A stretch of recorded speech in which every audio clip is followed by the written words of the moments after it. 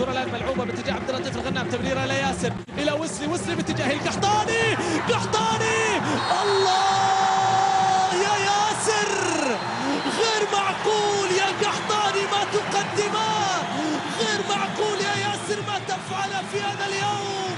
الله يا ياسر، مرور، محاولة، ركلة جزاء للقحطاني.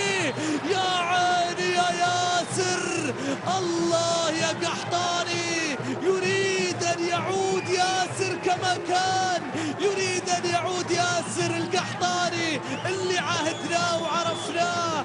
الآن ركلة جزاء لمصلحة الهلال، ركلة جزاء تسبب فيها ياسر، وياسر القحطاني يترك ركلة الجزاء للبرازيلي ويسلي لوبيز اللي راح ينفذها. يا قحطاني، ويسلي الآن البرازيلي اللي قد يرفع من غلة التهديفية إلى 11 هدف ليكون هو متصدر الهدافين ومتسيد الهدافين في هذا الدوري. ركلة جزاء لمصلحة الهلال في الشوط الأول، ركلة جزاء تعاونية في الشوط الثاني، ركلة جزاء هلالية.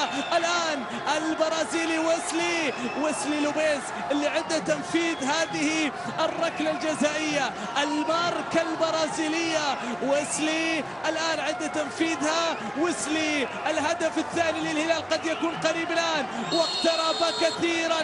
ويسلي يتقدم، البرازيلي بيسرى القوية، ويسلي جول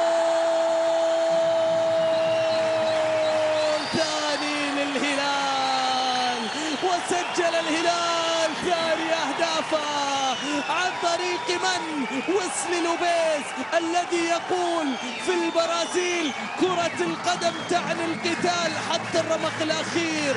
كلما لعب هذا البرازيلي ويسلي مع الهلال كلما ارتفع عاليا وارتفع موج الهلال عاليا.